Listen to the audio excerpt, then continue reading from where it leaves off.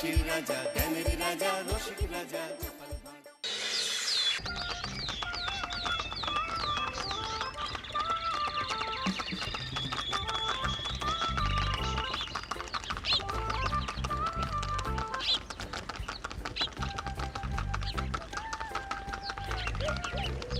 অনেক দিন পর বেশ লাগছে বন ভ্রমণ।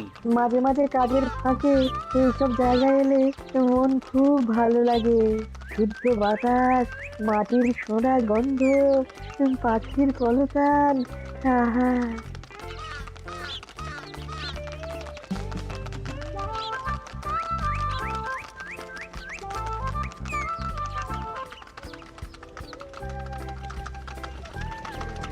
মহারাজের রথ থামছে।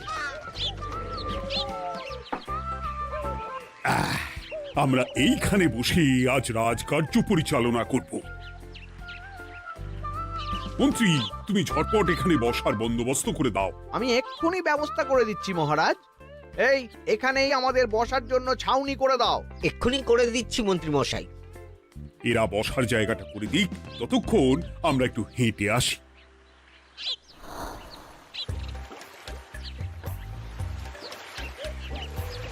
সকালবেলা হাঁটা শরীরের পক্ষে খুব ভালো মহারাজ।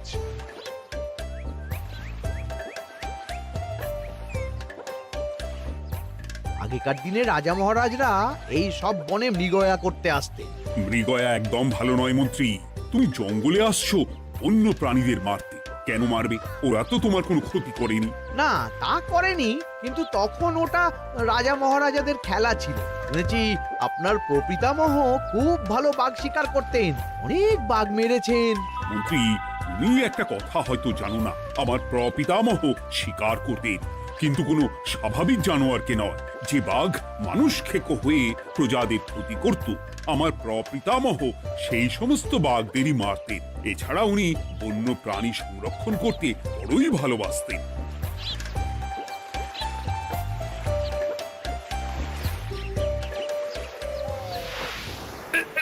উফ, এটা আবার কি? এই এটা আবার কোথা থেকে উড়ে এলো? কোথাও তো ঝড় হাওয়া কিছুই নেই।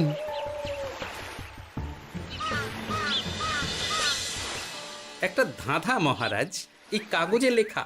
ধাঁধা? পড়ো দেখি। জোয়ার ভাটা প্রভুর খেলা, ভাটা হবে হলে বেলা। ভাটা হলেই দেখা যাবে লাল রঙের এক পাথর পাবে। নদীর ধারে গর্ত করে যত্নে সাজাই কলস ভরে। হেথায় হোথায় ছড়িয়ে যাহা, অন্ধকারে জলে তাহা। ঢুকলে চক্ষু ঝলসে যাবে, হাতের কাছে ঘন্টা পাবে। ঠিক ঘন্টা বাজলে পরে পড়বে ঝরে থরে থরে। ঘন্টা যদি হয় ভুল, যেন তুমি হারাবে কুল। ঠিক ঘন্টা চিনতে হলে নকশা দেখো চক্ষু খুলে। সিন্দুক দেওয়ালে হাত দাও, আসল ঘটনা জেনে নাও। ওরে বাবা, খুব দীর্ঘ ধাঁধা। তা মন্ত্রী, তুমি কিছু বুঝলে? এটা একটা গুপ্তধনের নকশা। এর মধ্যে গুপ্তধন কোথায় আছে তার একটা ধারণা দেওয়া আছে। গুপ্তধন? ওটা আমাকে পেতেই হবে, পেতেই হবে। দেখি দেখি, একবার কাগজটা দাও। গোপাল, কাগজটা আগে আমার হাতে দাও, দেখি ভালো করে। এখন নদীতে জোয়ার চলছে গোপাল। একটু পরেই ভাটা শুরু হবে। হ্যাঁ, ভাটা না হলে কিচ্ছু বোঝা যাবে না। এখানে স্পষ্ট লেখা আছে, ভাটা হলেই দেখা যাবে লাল রঙের এক পাথর পাবে। তার মানে আমাদের ভাটা হওয়া পর্যন্ত অপেক্ষা করতে হবে। না, সময় নষ্ট না করে ধাঁধাটার সমাধান করতে শুরু করি। ভাটা হলে একটা লাল রঙের পাথর দেখা যাবে, এই পর্যন্ত পরিষ্কার আছে। বুঝতে হবে ওর পর থেকে। পড়ো গোপাল, চলো আমরা সবাই বুদ্ধি লাগাই। নদীর ধারে গর্ত করে যত্নে সাজাই কলস ভরে। এটার অর্থ, ধাঁধাটা মাথায় বসিয়ে নিয়েছি, এবার কে কি বলবে সেটা শুনতে হবে। চলো গোপাল, আমরা ধাঁধা যেমন যেমন বলেছি তেমন তেমন ভাবেই চলি। চলুন মহারাজ, এখন আমাদের দেখতে হবে লাল পাথর। কোথায় আছে লাল পাথর? চলো চলো সবাই, চোখ কান খুলে আমরা নদীর পাড় ধরে হাঁটি। আমি একটু তফাতে হাঁটি। গুপ্তধন আমাকে একা পেতে হবে। ভাটা হলেই দেখা যাবে লাল রঙের এক পাথর পাবে। আমাকে চোখ কান খোলা রাখতে হবে। লাল পাথর, নদীর চড়ায় লাল পাথর দেখতে হবে। লাল পাথর, লাল পাথর। ওটা কি? এই তো লাল পাথর, লাল পাথর। ওরা অনেকটা এগিয়ে গেছে, ওদের আমার দিকে নজর নেই। এই সুযোগ, এই সুযোগ, একা একা গুপ্তধন নিয়ে পালাবো।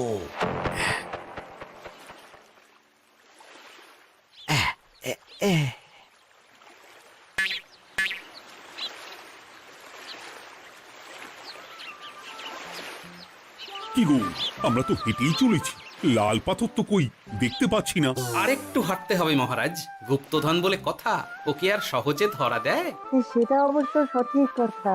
আচ্ছা, আমরা সবাই তো আসছি হেঁটে হেঁটে, মন্ত্রী মশাই গেলেন কোথায়? ও কি যে ঘটে! সত্যি তো, মন্ত্রী কোথায়? ও সেনাপতি, মন্ত্রীকে দেখেছো? কই না তো মহারাজ। তাহলে কোথায় গেলেন মন্ত্রী মশাই? এই জঙ্গলে বাঘ ভাল্লুক আছে, শেষে কিনা বাঘে নিল। হায় হায় হায়, মন্ত্রী গিন্নির কাছে আমি কি মুখ দেখাবো? হুম, বাঘ ভাল্লুকের পেটে যাবার লোক তো মন্ত্রী মশাই নন। ও গোপাল, কি ভাবছো? কিছু তো একটা বলো। এখন আমাদের মন্ত্রী মশাইকেই খুঁজতে হবে। তবে মন্ত্রী মশাই বাঘ ভাল্লুকের পেটে যায়নি। তুমি নিশ্চিত হচ্ছ কি করে? অত পেঁচালো মানুষকে বাঘ ভাল্লুক গন্ধ শুকেই ছেড়ে দেবে, হজম করতে পারবে না। না না না, এখন রসিকতা করার সময় নয়, আমাদের মন্ত্রীকে খুঁজে বার করতেই হবে। কোথায় গেল মন্ত্রী? চলো চলো, গুপ্তধন মাথায় থাক, চলো মন্ত্রীকে খুঁজি। আহ, মন্ত্রী কোথায় গেল কে জানে। একবার পুরো ধাঁধাটা ঝালিয়ে নি।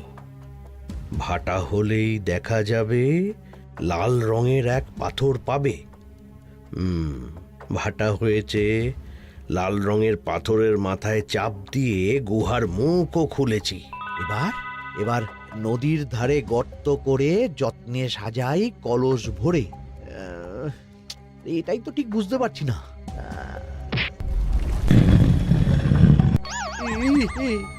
এই রে, এবার কি হবে? হ্যাঁ মহারাজ, কোথাও একটা আওয়াজ হলো। আওয়াজটা কোন দিক থেকে হলো? চলুন সামনে এগিয়ে যাই। আমার মনে হয় আওয়াজটা সামনের দিক থেকে এলো। আমারও তাই মনে হলো। তবে কি মন্ত্রী মশাই লাল পাথরের হদিশ পেয়ে গেছেন?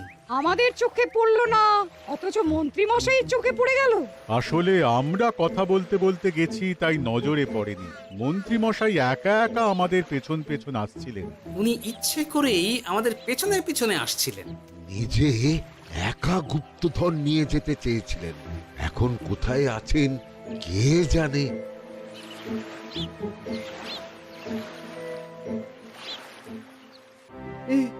অন্ধকারে কিছু দেখতে পাচ্ছি না তো। দাঁতাতে কি ছিল? হ্যাঁ, কি ছিল? হেথায় হোথায় ছড়িয়ে যাহা, অন্ধকারে জলে তাহা, ঢুকলে চক্ষু ঝলসে যাবে, হাতের কাছে ঘন্টা পাবে। পেয়েছি পেয়েছি, ঘন্টা ঘন্টা ঘন্টাটা পেতে হবে। ঘন্টাটা ঘন্টাটা ঘন্টা। ভাটা হলেই দেখা যাবে লাল রঙের এক পাথর পাবে। নদীর ধারে গর্ত করে যত্নে সাজাই কলস ভরে, হেথায় হোথায় ছড়িয়ে যাহা, অন্ধকারে জলে তাহা, ঢুকলে চক্ষু ঝলসে যাবে, হাতের কাছে ঘন্টা পাবে। ঠিক ঘন্টা বাজলে পরে পড়বে ঝরে থরে থরে, ঘন্টা যদি হয় ভুল যেন তুমি হারাবে কুল। ঠিক ঘন্টা চিনতে হলে নকশা দেখো চক্ষু খুলে, সিন্দুক দেওয়ালে হাত দাও, আসল ঘটনা জেনে না। এবারে ভালো করে ঠান্ডা মাথায় ভাবতে হবে। ভাটা হলেই দেখা যাবে লাল রঙের এক পাথর পাবে। সেই লাল পাথরটাই তো খুঁজে পাওয়া যাচ্ছে না, অথচ মন্ত্রী মশাই খুঁজে পেলেন। আওয়াজটা কোথা থেকে আসছিল? এই কাছে পিঠে এই কোথা থেকে আওয়াজটা আসছিল।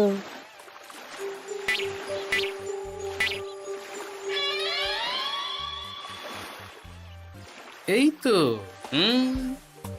এটাই মনে হয় সেই লাল পাথর। একটু নাড়িয়ে চাড়িয়ে দেখি তো কিছু হয় কিনা।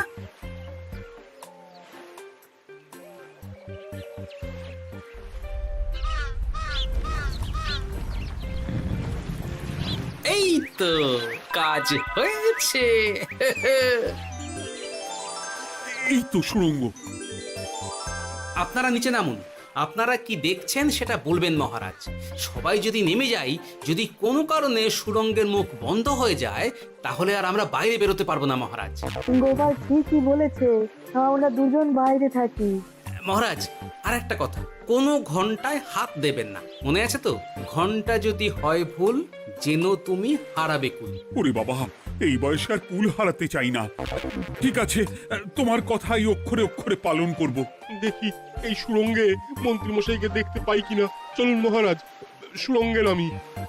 সবাই সাবধানে নামো।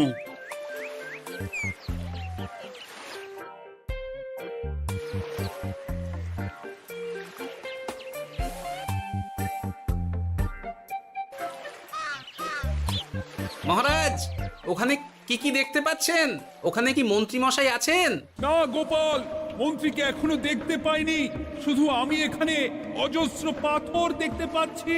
পাথরে পাথরে ছয় লাভ, ছোট বড় অজস্র। পাথরগুলো বড় অদ্ভুত, কিরকম কিরকম মানুষ মানুষ গড়ন। লম্বা বেঁটে হরেক রকম। মানুষ মানুষ গরম, সেটা কি রকম? আর কিছু? কোনো কলসি কি দেখতে পাচ্ছেন? কলসি তো দেখতে পাচ্ছি না। মহারাজ, কলসি থাকতেই হবে, কারণ ধাঁধায় লেখা আছে, নদীর ধারে যত্ন করে যত্নে সাজাই কলস ভরে।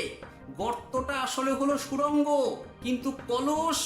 মহারাজ, মহারাজ, এইদিকে এইদিকে একটা কলসের মতো কি যেন আছে। এইদিকে আসুন, এদিকে এদিকে। হ্যাঁ গোপাল, দেখতে পেয়েছি। এবার আমি যেরকম যেরকম বলবো সেই রকম সেরকমই করবেন। আমি বিজ্ঞানীকে নদী থেকে জল তুলে পাঠিয়ে দিচ্ছি। পাত্র কোথায় পাবে? আমাদের জল খাবার যে পাত্র আছে সেটা আনতে লোক পাঠাচ্ছি। ঠিক আছে। শুধু একটা কথা বলছি, আপনারা কেউই সুড়ঙ্গের ভেতরে কোনো কিছুতে হাত দেবেন না। কেন গোপাল? সব পরে বলবো, এখন আমি যা বলছি সেটা শুধু মনে রাখুন। সুড়ঙ্গের ভেতরে কিছুতে হাত দেবেন না। ঠিক আছে। প্রহরী, তুমি যাও, যেখানে আমাদের বসবার আয়োজন করা হয়েছে সেখানে গিয়ে একটা জলের পাত্র নিয়ে নদী থেকে জল ভরে নিয়ে এসো। গোপাল, মন্ত্রী মশাই কোথায় গায়েব হয়ে গেলেন? কোথাও গায়েব হয়ে যাননি বিজ্ঞানী, কোথাও গায়েব হয়ে যাননি উনি। উনি ওই সুড়ঙ্গের ভেতরেই আছেন। কিন্তু কেউ তো ওনাকে দেখতে পাননি। সম্ভবত পাথর হয়ে আছে। এখন কিভাবে পাথর হয়েছেন সেটা তো আমি বলতে পারবো না। সবটাই স্বপ্নের মতো লাগছে। ঠিক যেন স্বপ্নের মতো লাগছে। এই জীবনে সুরঙ্গ দর্শন হয়ে গেল। আমাদের পাতাল প্রবেশ। পাতালে আসিয়া আমি মনে মনে বলি, গুপ্তধর নিয়ে আমরা যেন সৎ পথে চলি। তোমার এখনো কাব্য আসছে সভাকবি?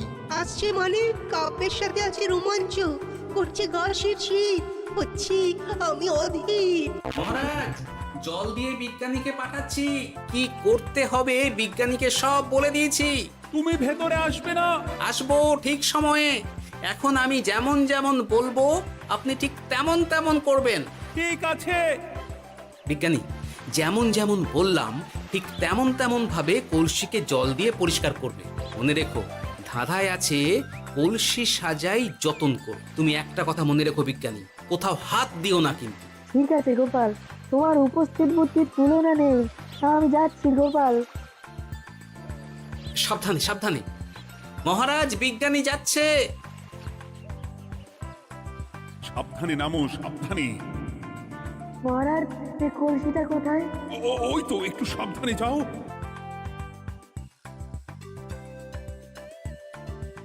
বিজ্ঞানী, কলসির দেখা পেয়েছো? পেয়েছি পেয়েছি পেয়েছি। এবারে কলসিটাকে ভালো করে জল দিয়ে ধুয়ে দাও।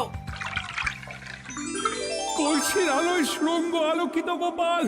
এরপর কি? ভালো করে দেখুন মহারাজ, কোথাও ঘন্টা দেখতে পাচ্ছেন কিনা? ঘন্টা একটা তো নয়, সার সার ঘন্টা, অনেকগুলো ঘন্টা। সাবধান, ঘন্টায় হাত দেবেন না, শুধু দেখুন।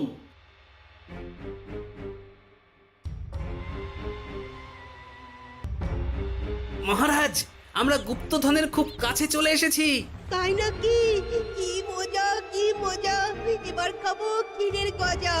আহ, কথা কবি, চুপ করো। এখনো আমরা গুপ্তধন পাইনি। বাবার মুখে দাঁড়িয়ে সবগুলো তারা আঁকা। বিজ্ঞানী, কোনো ঘন্টায় চাঁদের নকশা করা আছে কি? একটু দেখে বলো না।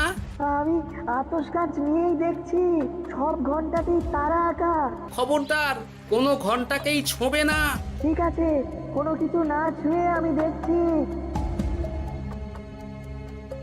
পেয়েছি গোপাল, চাঁদ আঁকার ঘন্টা পেয়েছি। ওই ঘন্টাটা বাজাও, বাজাও।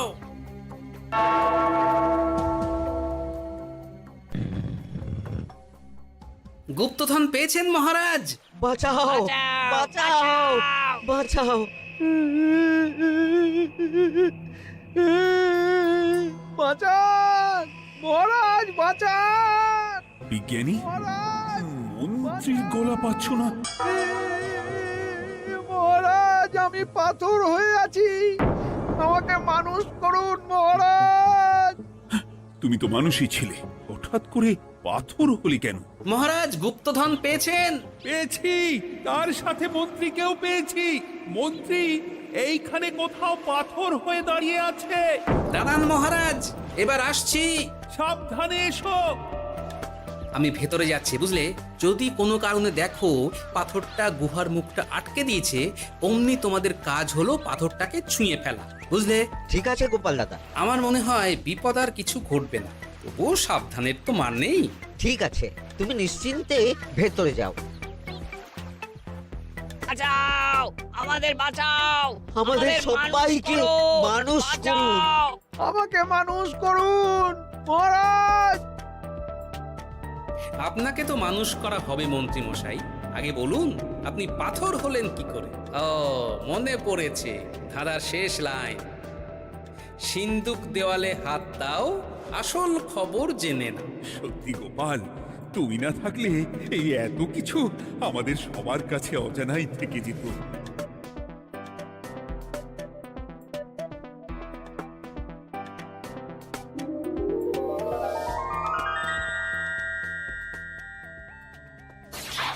ধন্যবাদ আমাকে মুক্ত করার জন্য। আপনি কে? আমি যক্ষ। আমাকে এই ধন সম্পত্তি পাহারা দেওয়ার জন্য এক ডাকাত দলের সর্দার যক্ষ করে রেখেছিল। আমি 100 বছর ধরে এইখানে যক্ষ হয়ে আছি। আমি তোমার জন্য মুক্ত হলাম গোপাল। এই সম্পত্তি তোমার গোপাল। সম্পত্তি নিয়ে আমি কি করব? আমি এই সব সম্পত্তি মহারাজকে দান করলাম, রাজ্যের অনেক কাজ হবে। তুমি ধন্য গোপাল, তুমি ধন্য। এবার আমার যাবার সময় এসেছে, আমাকে যেতে হবে। যাবার আগে এই পাথরগুলোকে মানুষ করে যান। এরা সব লোভী। আমি আমার সীমিত ক্ষমতায় এই গুপ্তধনের ধাঁধাকে এখানে যারাই ভ্রমণ করতে আসে তাদের হাতে তুলে দিই, কিন্তু কেউ এই ধাঁধার সমাধান করতে পারে না। সবার মনে লোভ কাজ করে, এই লোভ এদেরকে পাথর করে রেখেছে। পাথর হলো কি করে? একটা মানুষ এসে বুক ভরা লোভ নিয়ে আধা পুরো না জেনে পাথরে হাত দিলেই সে পাথর হয়ে যাবে। আমাদের ভুল হয়েছে, আর লোভ করবো না, আমাদের বাঁচাও। আমাকে মুক্ত করে দিন, আমার খুব ভুল হয়েছে মহারাজ, মুক্ত করে দিন আমায়। তুমি এখানে আগে এসেছিলে, তাই তো আগে এসে ভাবলে নিজেই একা একা গুপ্তধনকে হরপ করে দেবে। এদিকে তোমাকে না দেখতে পেয়ে আমাদের কত চিন্তা হচ্ছিল। যারা লোভী তারা কারো কথা ভাবে না, শুধু নিজের কথা ভাবে। আমাকে আর একটা সুযোগ দিন, আমি আর লোভ করব না মহারাজ। ও, তোমার কথার কোনো দামই নেই। না মহারাজ, আমাকে আর একটা সুযোগ দিয়ে দেখুন, আমি আর লোভ করব না, আমাকে মানুষ করুন মহারাজ। আমাদের সবাইকে মানুষ করুন, দয়া করে মানুষ করুন। যক্ষরাজ, এদের আপনি ক্ষমা করে দিন। ঠিক আছে, তোমাদের আবার মানুষ করে দিচ্ছি।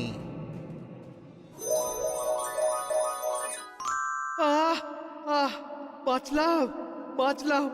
এই রকম বারবার বাঁচা যাবে না কিন্তু। এবার সাপ ব্যাং যাই হবে না কেন, ওইভাবেই থাকতে হবে, এই আমি বলে দিলাম। এবার আমার মুক্তি। মুক্তি নেবার আগে আরেকটা প্রশ্ন, যে ডাকাত সর্দার তার সম্পত্তিকে রাখার জন্য আপনাকে যক্ষ বানিয়েছিল, এই সম্পত্তি তো তাদের, আমরা তো নিতে পারি না। লোভ বড় খারাপ গোপাল, অতিরিক্ত লোভ মানুষকে পশু করে দেয়। ওই ডাকাত দল এই সম্পত্তির জন্য সবাই কাটাকাটি করে মরে গেছে, কেউ আর বেঁচে নেই। সুতরাং এই সম্পত্তিতে তোমার অধিকার আছে, এই সম্পত্তি তুমি গ্রহণ করো। নিলাম আমি, কিন্তু এই সম্পত্তি মহারাজকে আমি দান করলাম। ডাকাত দল জনগণের সম্পদকে লুঠেই তো সম্পত্তি বানিয়েছে, তাই আমি জনগণের কাজে লাগবার জন্যই এই সম্পত্তি মহারাজকে দিলাম। গোপাল, তোমার জয় হোক। এবার তাহলে আমি যাই, তোমরা সবাই সুখে থেকো আর ভালো থেকো। গোপাল, তোমার তুলনা হয় না। তোমার ঋণ আমি কোনোদিন শোধ করতে পারবো না। তুমি কৃষ্ণনগরের জন্য যা করলে তা ইতিহাসে লেখা থাকবে। না মহারাজ, আমি এমন কিছু করিনি, এই কাজ সবাই করবে। জয় গোপালের জয়, জয় গোপালের জয়, জয় কৃষ্ণনগরের জয়। জয় কৃষ্ণনগরের জয়।